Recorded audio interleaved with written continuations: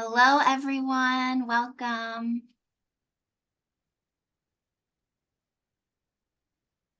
Welcome as you're connecting. We're happy that you're here.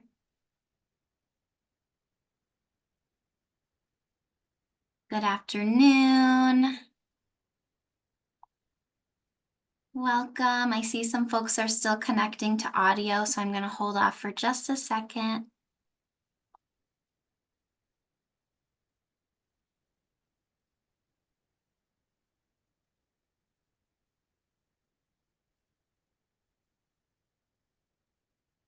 Okay, welcome. Thank you for being with us today for our second AUFA, which is Alfred University Family Association webinar for this year featuring the Career Development Center. As a reminder, this webinar is being recorded and I will post it to our website later in the week, and the link to that will come to your email in a couple of days with a thank you from me for attending. Also a reminder to please, if you have any questions throughout the presentation, submit them in the chat and we will do Q&A at the end of Jess's presentation. Also wanted to, just before we get started, introduce one of our other staff members who is here on the call today, Tom Orange, who is the Dean of Student Experience here at Alfred. I will invite him if he would like to make any remarks at the end of the presentation. That way I'm not putting him on the spot right now as soon as he logged in. So we'll have that to look forward to at the end. And yeah, so like I said, just if you have any questions, put them in the chat and we'll get to them. But I think you're in for a treat. And I will now introduce Jessica Donner, who is the director of our Career Development Center here at Alfred. Thank you, Jenny. I'm excited to be here. I'm excited to share with the Family Association some of the things that we have going on in the Career Development Center and how we can support your student in preparing for post-graduation success. I thought it would be fun to get started to kind of introduce my team, so that way you can become familiar with who is supporting your student while they're here at Alfred. So my name is Jessica Donner. I am the director of the Career Development Center here. I joined Alfred University as the director in May of 23, so I'm just starting to approach my 1-year anniversary here. But before arriving to Alfred, I served as the assistant director for the Career and Professional Development department at Texas A&M University, Central Texas. I hold a master's degree in education with an emphasis in higher education leadership, and I'm right now pursuing a doctorate from A&M with an emphasis in higher education administration and leadership. Also, my team, we're going to talk about each one of them, but we have all been pursuing and investing in continuing education to make sure that we're staying relevant and educated in hiring trends and how to support students going into the workforce. So I hold several certifications and certificates. Presently, I am a Gallup certified strengths coach.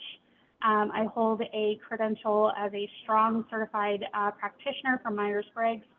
I'm a certified Blue EQ emotional intelligence facilitator, and I also have certifications in professional resume writing.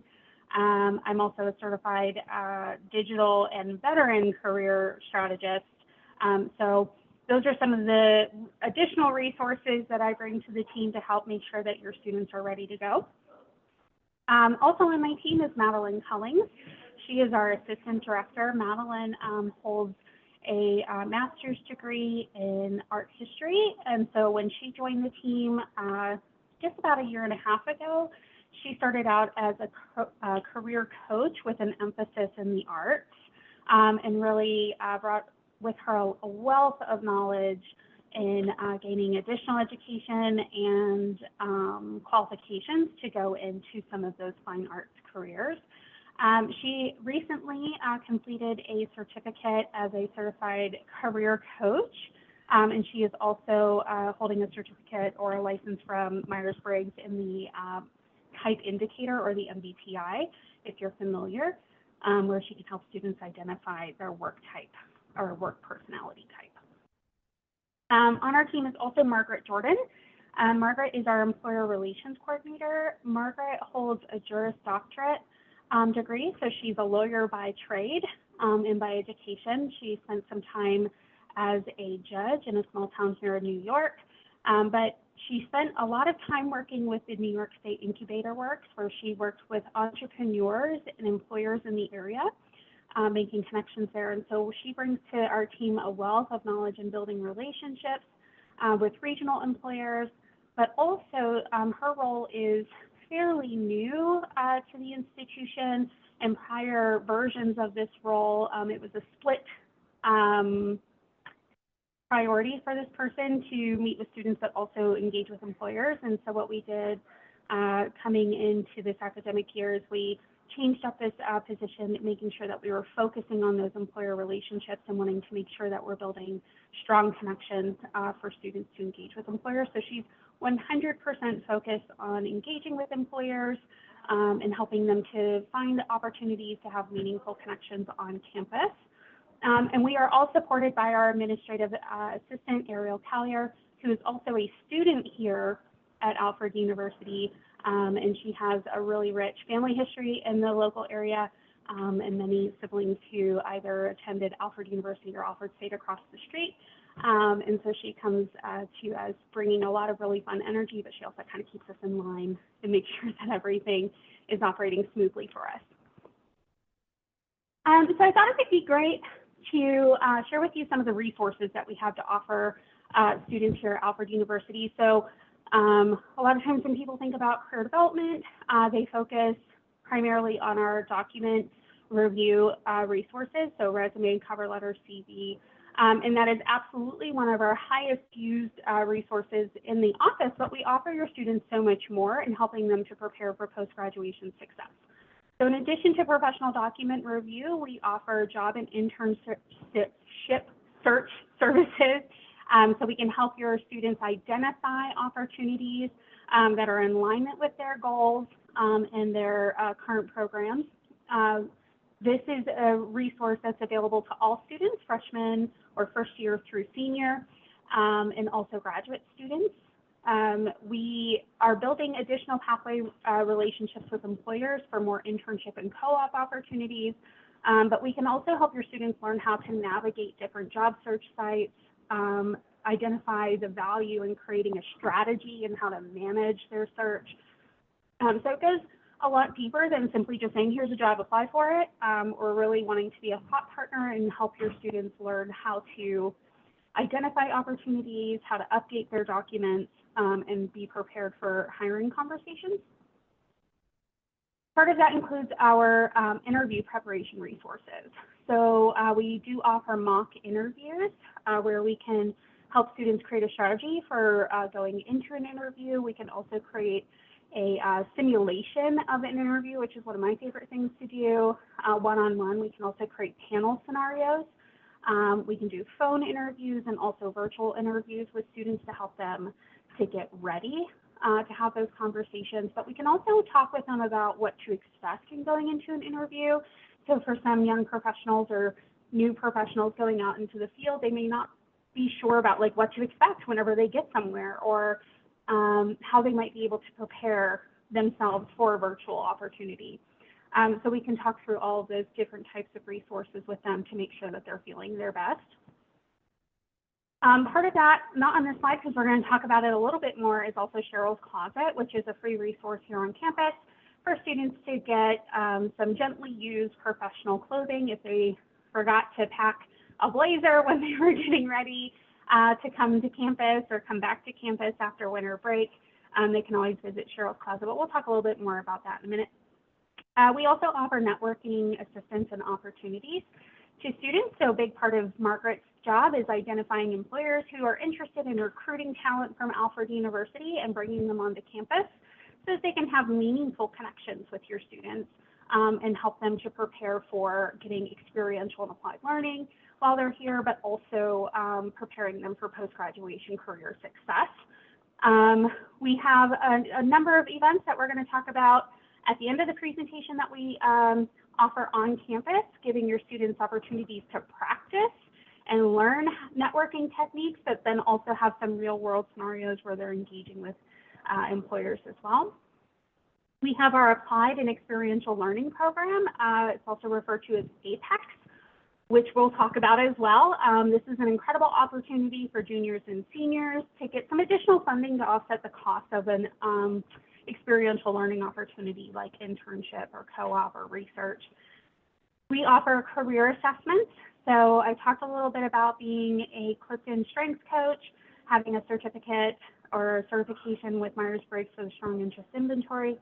But we offer 3 different career and self-exploration assessments to your students. The first is the Strong Interest Inventory. This is a really great opportunity for students to identify their interests and relate them to the world of work. So it would be a really great assessment for students who maybe are academic explorers that haven't declared a major because they have various interests and they're not really sure where they want to concentrate. We can identify their interests, relate them to the world of work, and create a strategy for exploration. We can also use this assessment to help students that can cast a really wide net, but they're not really sure what type of industry they want to go into or what type of work environment where they would thrive. So this would be maybe like a marketing major, right? Almost every single organization needs marketing. And so when we think about like, where are you going with that marketing degree? Or if you're in the humanities, where are you taking that diverse education that you received from the College of Liberal Arts and Sciences? And what types of teams would you thrive in? So the Strong Interest Inventory is a great opportunity for those students to kind of focus in their search or maybe identify some additional exploration resources. We also offer the Myers-Briggs Type Indicator, which helps students to identify their work personality type. Some of you may be familiar with this and be like, I'm an INTJ or something like that.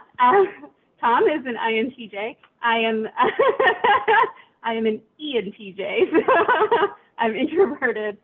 Oh no, we're both the same. I'm an introvert, so it would be the INTJ. Anyway, I digress. That's really Madeline's specialty, so she would be much better. But it's a great way for students to engage with how they engage with teams, and just another great way for them to identify some of their strengths, which leads us to the Clifton Strengths, where I can help students to identify their top 5 strengths and how they can lean into those talents, both in and outside of the classroom and also in the world of work. Jenny went through a Clifton Strengths workshop with me, and so she might be able to answer some of your questions about what that experience was like at the end, but really helps to have students focus on their inherent talents versus their deficits. So it's a really great tool for students who maybe are struggling to find their place or create opportunities for themselves in and outside the classroom.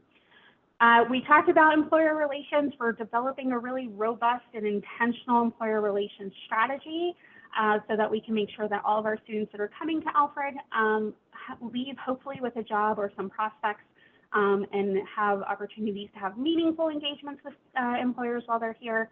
And then we also help students with graduate school applications. This is not something that's like a lot of people really think about whenever they think about Career Development Center.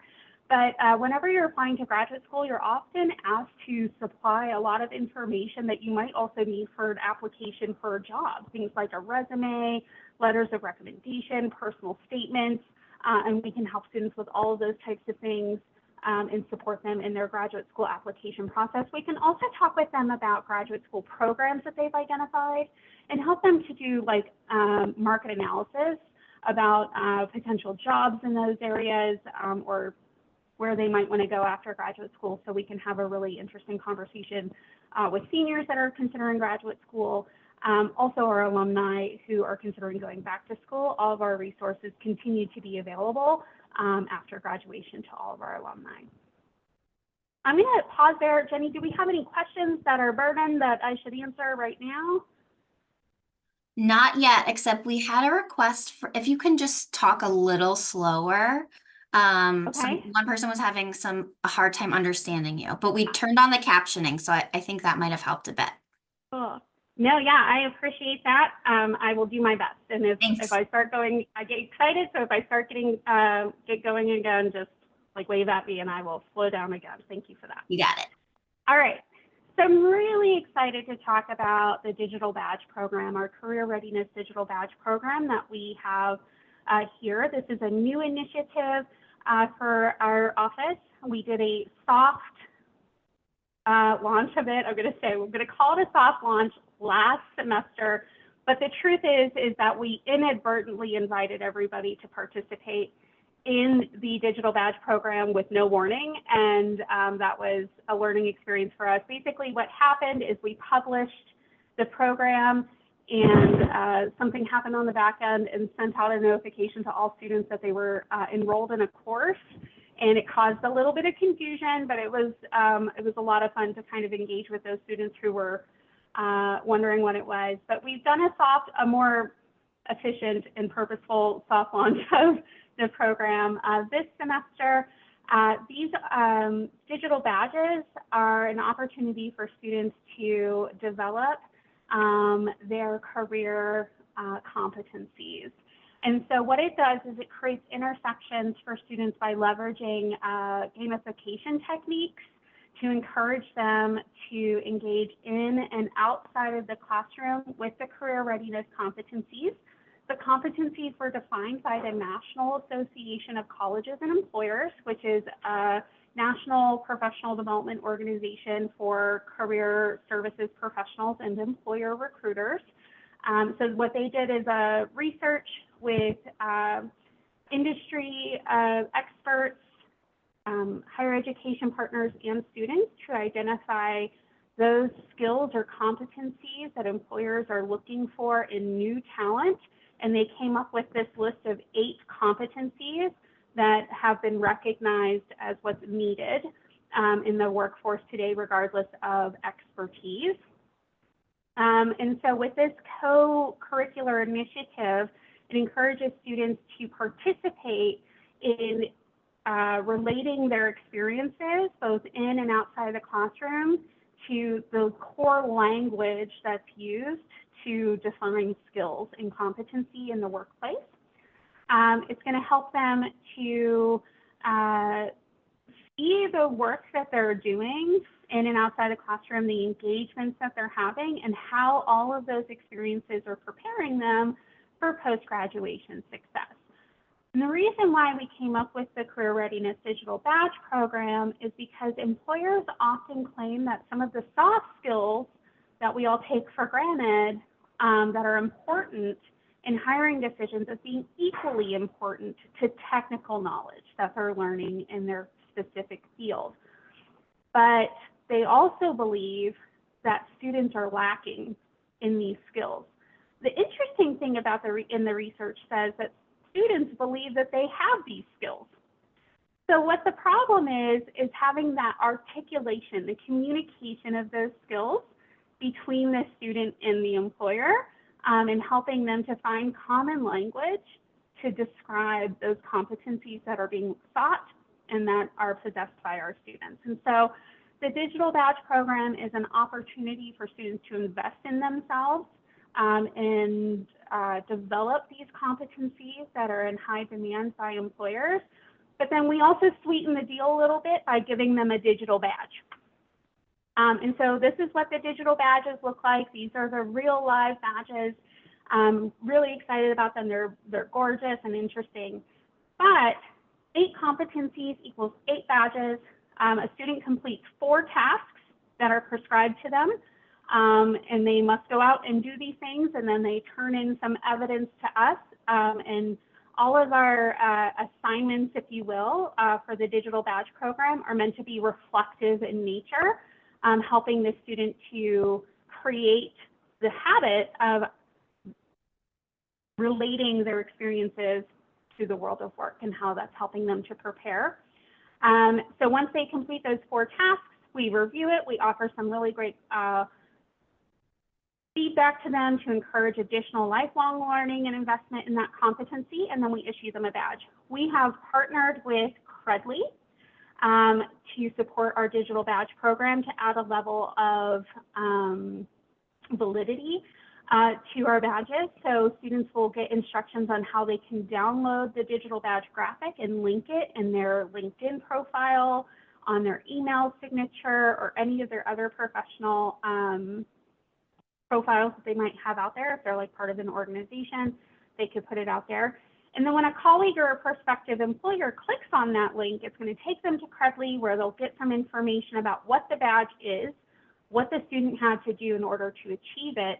And it essentially says the Robert R. McKenzie Career Development Center at Alfred University has certified this student in having that competency. So it's a really great way for students to invest in themselves, relate their experiences that they're having in and out of the classroom to the world of work, but then also they get a credential that's going to help set them apart in the application pool as a student who's been investing in themselves in the career readiness competencies. Students can earn them in any order. So they can say, you know, this is something that I feel really confident in. I'm already doing some of these things. Let me get this badge and prove it. Or they could also say, this is somewhere that I feel like I want to improve and really invest in some additional education there. We're also allowing students to stack their badges. So this is going to let them level up, if you will, and create a little bit of competition and fun in the digital badge program. So students can earn 2 badges and become a career-ready professional specialist, all the way up to earning all 8 badges where they become an expert. And we recently had a student about 2 weeks ago complete all 8 badges and become our first career-ready professional expert, and we're really excited about it. And they had a really wonderful experience engaging in the digital badge program, and they're really excited to have that expert badge and everything that it means that's going to help them in their applications. So this is what a sample assignment looks like for the digital badge program. I thought it would be a good idea to just kind of share with you a little bit about like how your students engaging in it. So we're hosting our badge program in Canvas, which is where all of their course assignments are being submitted, that are papers and things like that, not necessarily for those fine art students, but any of their engagement or syllabi or anything like that would be hosted in Canvas. So we decided to keep it in that ecosystem so it's familiar and easy to use for them. They would be able to browse those, browse those digital badges, choose the ones that they're interested in, and then click on a task for a badge. This task is for the leadership badge. So in this example, the student would attend a student senate meeting, which helps them to become more engaged on campus and learn about the student leadership that's happening here. And then submit a brief reflection on the student leadership that's happening, some of the topics that were covered, and then that completes that task for the leadership badge. Once they complete all 4 tasks, we offer that feedback to them to continue the conversation with them, help them to continue to think critically about their experiences, and then we award them the badge. We have also partnered with the Judson Leadership Center to develop a separate credentialing program, which is the Leadership Development Credential. This credential focuses solely on leadership development skills. This is a little bit more structured than the digital badge program in that the student needs to connect with the Judson Leadership Center to be enrolled in the course. It's also hosted on Canvas. It's 8 modules that the student completes in their own time. They have 12 calendar months to complete the credential unless they're graduating. They just need to get it done before graduation if they're graduating within that 12 months. But this focused solely on leadership for them. The research tells us that if an employer is considering 2 competitive candidates that have similar experiences and education, leadership ability is going to be the primary factor that they're looking for to narrow down their candidate pool, and may help them make a hiring decision between 2 competitive candidates. So really investing in leadership skills is going to be vital and necessary for students going out into the workforce. But this digital badge or this digital credential is going to be equal parts leadership and professional development. So the Judson Leadership Center and the Career Development Center is engaging with the students that are participating in this course to help make sure that they're not only getting that leadership education, but then they're applying it to their career readiness as well. So this particular program is meant to help promote the growth of professional and personal development, foster career readiness, and help students for post-graduation success, and really help us to cultivate a community of leaders here on campus. And so that way, whenever they're ready to go out into the workforce, they can feel really confident, but also have those innate leadership skills that a lot of employers are going to be looking for in the future. So I didn't include a sample module because it looks very much like the digital badge program, but it's focused solely on leadership. There are some assignments and quizzes and some interactive things that students will do as part of the Leadership Development Credential. And these students that are participating in the Women's Leadership Academy will automatically be given this credential as well, because there's a lot of crossover between the curricula for the Leadership Academy and the credentialing program. Some of our students who are participating in the leadership program offered by our athletics department, if they meet all of the qualifications and requirements through that leadership program with athletics, they complete the first 3 modules of this particular digital credential, and then they're also offered that credential. We're also supporting this leadership development credential using Credly. So those students will also have the same experience in having that heightened level of validity whenever they're talking about the additional credentials that they earned while they were here at AU. Alrighty, so I'd love to talk about APEX. APEX is our applied and experiential learning program here at Alfred University. It's available to juniors and seniors.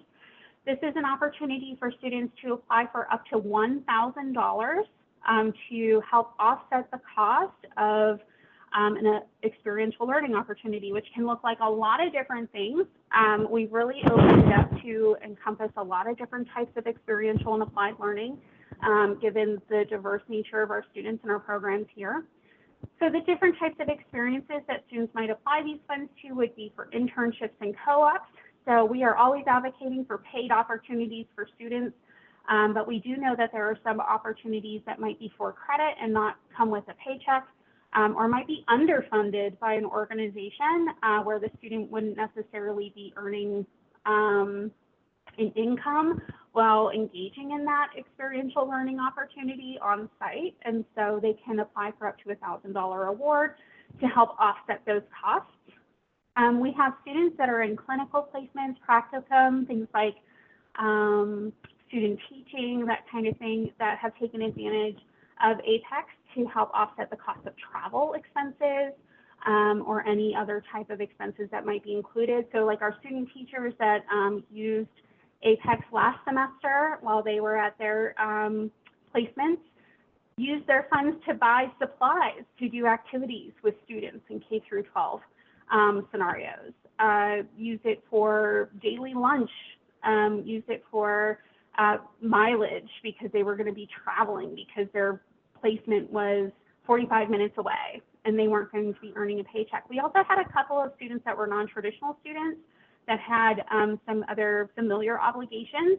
So they weren't able to have a full-time job while also doing their hours. So this was able to help support some of their other commitments while they were also getting their required hours for student teaching. So it's a really great way to offset costs and also help continue to support your student while they're going through that. Apprenticeship, ROTC, those are all great opportunities. Internships and study abroad. So we do have a really great study abroad program here. Global awareness and competency is one of our competencies in our digital badge program. Having the opportunity while you're in an undergraduate student to go and travel abroad and either do an internship abroad or a study abroad experience for a couple of weeks can really set you apart in an applicant pool when you're thinking about applying for jobs.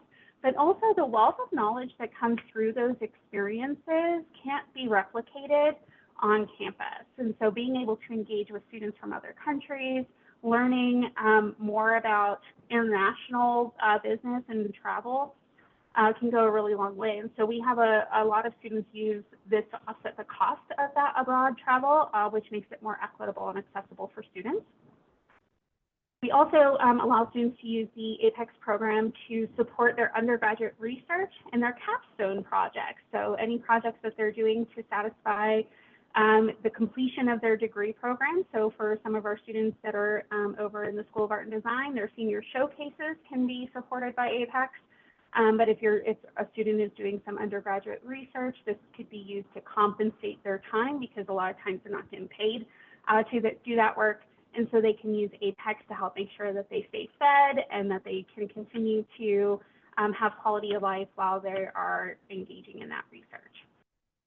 Last semester, we had a lot of really great stories come out of our APEX program. This example here, Colette used her APEX award to support her senior showcase for the Bachelor of Fine Arts program.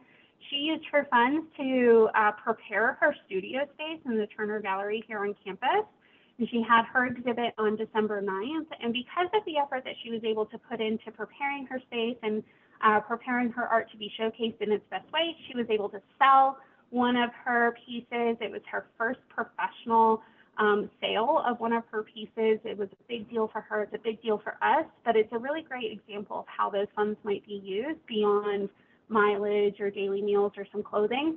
It's a great way for students to offset some of those unknown costs or unanticipated costs that come along with some of their experiential learning opportunities.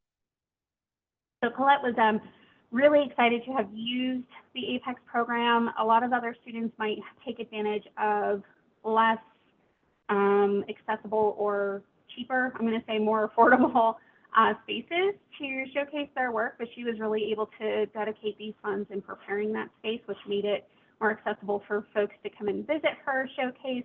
But then also she was able to show it the way that she felt like her art needed to be displayed, and then she was able to make some money after selling a piece as well. But that's a great story for us. Really excited for Colette, who was able to do that as part of her experience. So Cheryl's Closet is one of the best resources that we have to offer here. We have a full closet that's just below me on the second floor of Alumni Hall.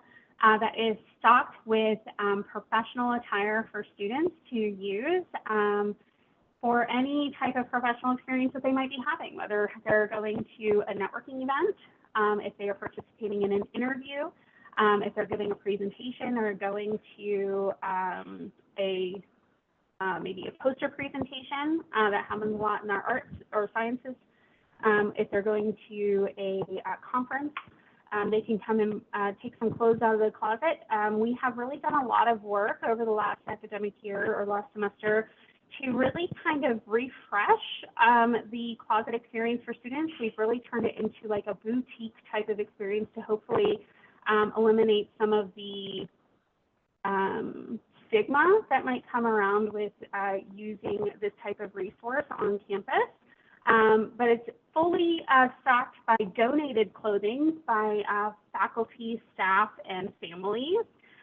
So if you're thinking about spring cleaning and you're going to be on campus this semester at any point and you got some stuff that you would like to donate to the closet, we would love to receive it. We can work with our alumni relations office to make sure that you get a receipt for your taxes for any of the donations that you make to the closet. We're gearing up for a big career or Cheryl's Closet Expo at the end of this semester to help our graduating seniors develop capsule wardrobes as they're going out into the workforce. But anything that you might want to bring, think about like, would I wear this to work? Would I wear this to an interview? And if it's a yes, then we would love to receive it. Some statistics from our last semester, just so that you can get an idea of how the closet's used. 46% of the students that visited the closet over the last semester were first-year students. So that's an incredible statistic for me to kind of talk about, because a lot of times when we think about a resource like this, we focus on juniors and seniors who might be getting ready for internships or going out into the workforce. But our first-year students are really taking advantage of this opportunity to make sure that they look their best whenever they're going into networking scenarios like the career fair. Almost half of the students that had visited the closet last semester were also visiting it for a networking opportunity. So students on campus are really taking advantage of engaging in a professional setting and getting ready for those things by using resources like Cheryl's Closet so that they can feel their best. Alrighty. And then finally, I wanted to make sure that we would have plenty of time for conversation. I don't want to suck up all the room out of the Zoom room or all the air out of the Zoom room. So I want to make sure that we have plenty of time to chat. But so that you know what's coming up, I'm sure that you saw that we have our career fair coming up in the newsletter, but we have a lot of other stuff going on through our office as well. On March is a big month for us as we get students ready for the end of the semester and to go out into the world. But we have an internship panel that will be held on March 12th. This will be a student panel of students who have completed or completing an internship or co-op opportunity to share their experiences and help students understand how to get ready, what the application and interview process was like, and then how that experience applied to their education here. We're going to have a mock interview resume review day on March 14th. We're inviting some of our employer partners to come to campus to participate in this event, where they'll offer one-on-one coaching and mentorship to students for a resume review or a mock interview to help them get ready for those types of conversations or applications from the perspective of a hiring manager or a professional in the field. On March 15th, kind of like dominoes falling, on March 15th, we're having a networking and dining etiquette event. This is going to be super fun. It's a 3-part event. Students must register for this event. So if you think that this is something that your student would be interested in, make sure that they register because we will be feeding them and they need to tell us what they want to eat because we will be serving them. So they can't just show up at the door. We need to have a plate for them prepared. But this is a 3-part event. It'll start off with a happy hour event, helping students to navigate a social happy hour environment and having professional decorum and conversations and how to break the ice with people maybe they don't know. Then we'll move on to a dinner experience. We'll go learn about dining etiquette and how to engage in conversation while also enjoying some delicious food.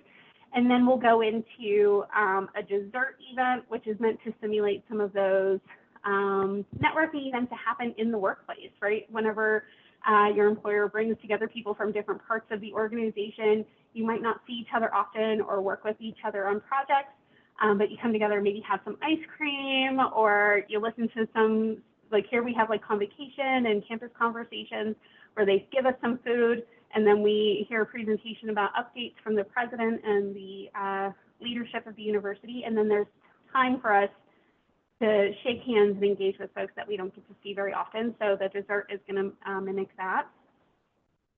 On the 19th, we're going to have a workshop for your students talking about using AI in your job search. So artificial intelligence is just kind of taking everything by storm right now, and it's not going to go away. So we want to help prepare your students on how to use AI ethically and responsibly in their job search. How can they use AI to help prepare them for hiring conversations and interviews, how they can use AI to identify opportunities that they might be qualified for, and so we're going to do a workshop on that. Our biggest event is going to be March 21st. It's our Spring 24 Career Expo. This is an all-industry event that's open to all students and alumni. Right now, we have 36 employers registered from a variety of industry across the country, and registration for employers will continue to stay open until about a week before the fair. Student registration will open 2 weeks before the fair. They are not required to register for this event. They can come to the career fair even if they have not registered. We'd love for them to register so we can make sure that we have employers that are interested in their particular skill sets, but they are welcome to come and engage with those employers even if they've not registered.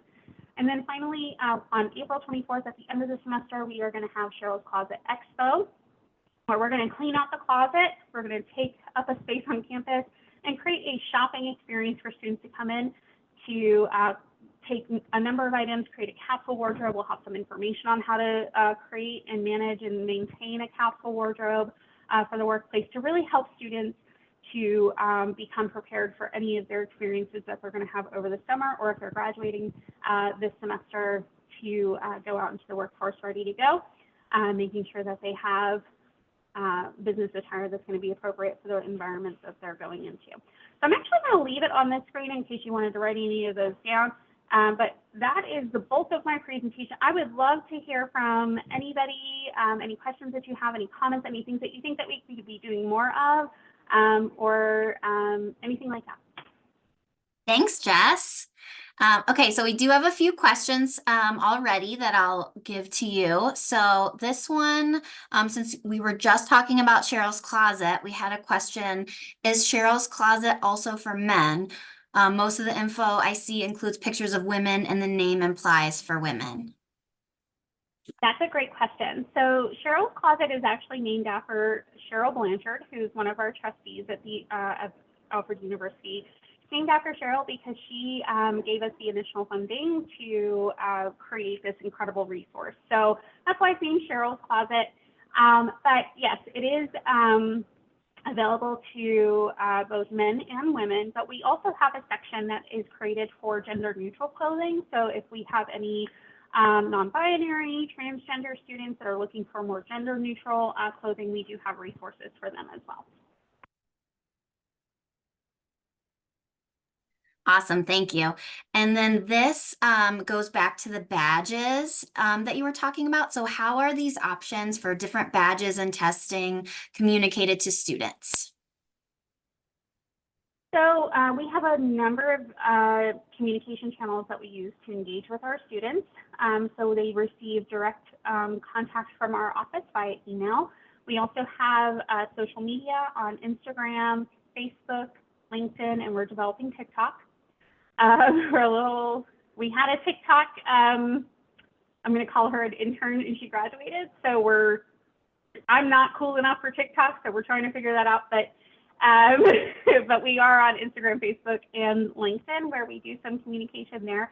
We also have a presence on campus. So we often are leaving our space. Every Tuesday, we have drop-in appointments here in our space led by our career peer mentors, who are undergraduate and graduate students that offer career readiness resources to their peers.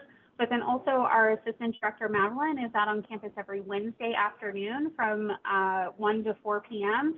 We call it Careers on the Go because she is at a different place every week or month. This month she's in Powell Campus Center for the entire month of March.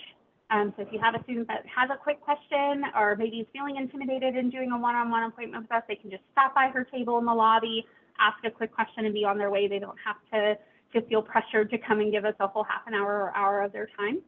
And then we also have visual representation on campus as well, flyers and posters that we put up. So we try to make sure that we're communicating with students in multiple mediums, because while one student might be really dedicated to looking at their email, as much as I would love to believe that all students are, they're not.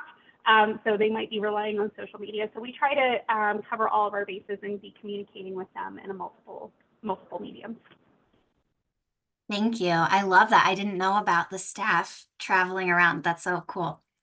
Okay, another question. What do you provide for art students who may not be going to a company post-graduation? So obviously this question was before you showed the slide with the Apex grant, but maybe there's some other things you could talk about. Yeah, so we talk a lot to students about artist and residency programs. There are a lot of different organizations that offer experiential or applied learning that also grant opportunities and additional funding for students that are pursuing the arts.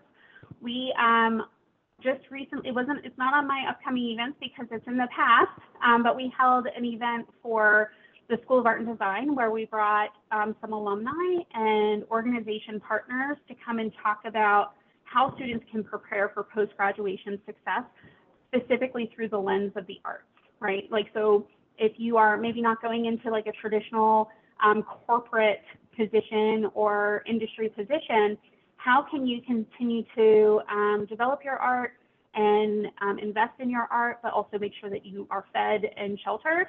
But also like the realities of like leaving institution life, leaving the academy and going out into the world as an artist and making sure that you're prepared for what that experience might be like. but also the value of developing your network and staying connected to your community. So during that conversation, we had 2 alumni that talked about the value of really finding their people, right? And creating a system of accountability so that they're not only continuing to invest in their art, but also continuing to invest in themselves as individuals and professionals. One of our alumni that were here is a curator at the Corning Museum, and she talked a lot about some of the work that she did post-graduation before she found herself working for the museum. And so we try to create resources that are going to be focused on each of our student populations to help give them information, but also prepare them. So even if you're not going into a traditional like 9-to-5 job, if you're really looking to maybe become an entrepreneur, we can help you learn about marketing yourself and professional branding, how to price your artwork, those types of things. Madeline, in her role, comes with a lot of really wonderful expertise and connections for some of those students that are in the arts specifically, that maybe aren't getting the same number of resources or opportunities as somebody in ceramic engineering. So we try to create opportunities and even out the balance for them.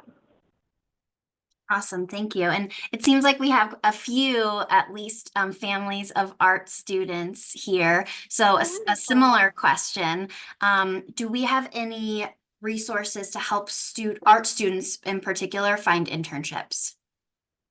Yes, so all of our resources, we have a track or a focus on each of our programs or schools or colleges. So when it comes to our students that are in the arts, we have really wonderful relationships with the leadership of the School of Art and Design, so the dean and assistant dean and their communication manager, to lean into their expertise and connections, but also find where there are deficits, right? So like if we have a lot of really great connections for galleries and museums, but our performing arts division isn't as supported, that's our job then to go and identify employers and opportunities for students that are in those programs. So we're constantly trying to have like a steady flow of communication between us and the schools and colleges so that we can identify gaps and then try to fill those gaps up as much as we possibly can. All of our resources, like our document, mock interview, all those resources that we talked about earlier are designed to be interchangeable. So it doesn't matter what program you're in, those resources are going to be able to be adapted to your specific situation. Thank you. Then we had a question going back to Cheryl's closet. What is the largest size clothing the closet goes up to? Oh my gosh. That is a wonderful question, and I'll have to look at the inventory, Jenny, and send it to you. But we have a variety of sizes. I will tell you that the most common sizes that you would like run out of in a retail store are the same sizes that we run out of as well, like the medium, large, 32, 33 sizes. But we do have a lot of itty bitty, I'm not itty bitty, so itty bitty clothing, like so extra small, but we also have very interesting sizes for men's suits. So I guess it would depend on like what you're looking for specifically in the closet, but we actually had a trustee who is very tall and broad in the shoulders that give us some shirts and suits and things like that. So we have a pretty big variety. I would say that our greatest deficit in the closet as far as sizes are concerned are going to be in the shoes. We will get shoe donations from somebody, and they will give us multiple pairs of shoes, but they'll all be in one size, right? And so that's really where we run into some trouble.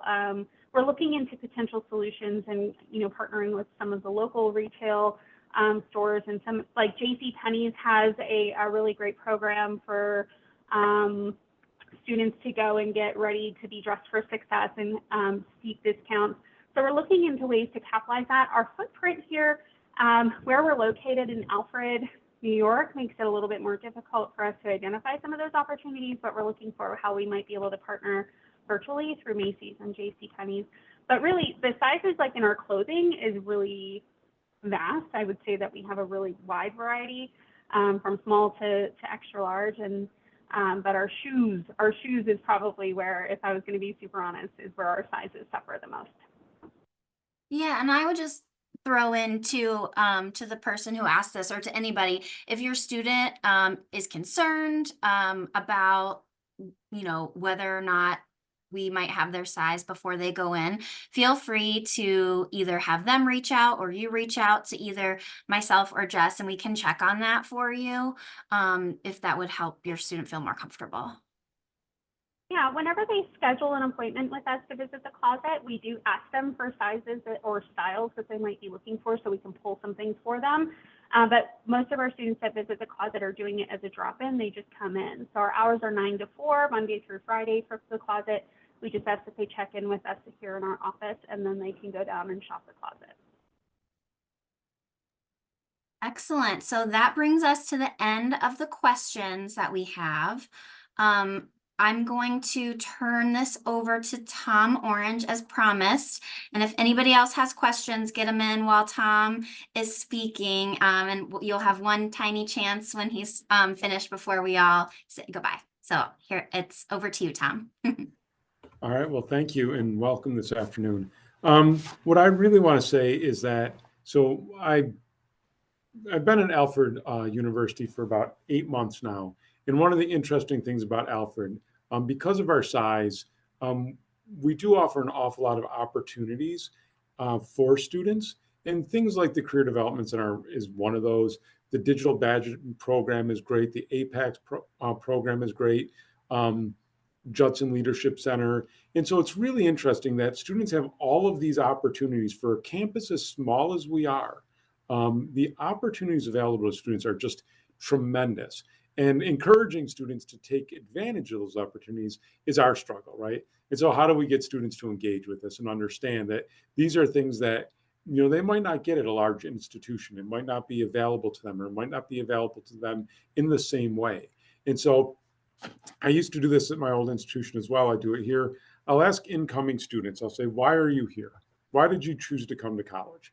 And inevitably, a student will raise their hand and be like, I want to make a lot of money. And I'm like, okay, how do you do that? Well, I want a good job. And I'm like, okay, fantastic. That's a legitimate reason to be on a college campus.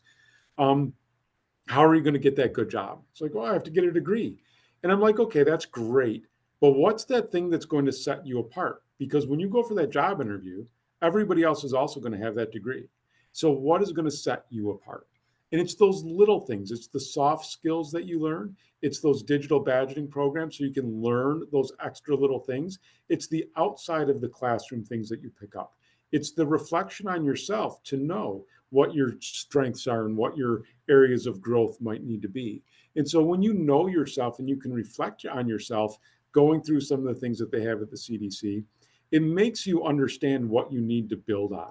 And so I always tell students, the earlier you get up to the CDC, the better, because it's not always about the resume writing piece. It's about what skills do I need to build and what do I need to do during college to be able to write that resume when I leave, right? What are those things that I'm going to write in my resume that doesn't just say my education? What is it? It's, oh, I was a leader, on campus. I was the president of a club.